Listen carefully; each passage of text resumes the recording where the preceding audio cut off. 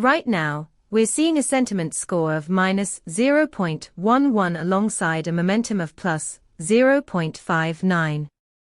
This divergence is unusual.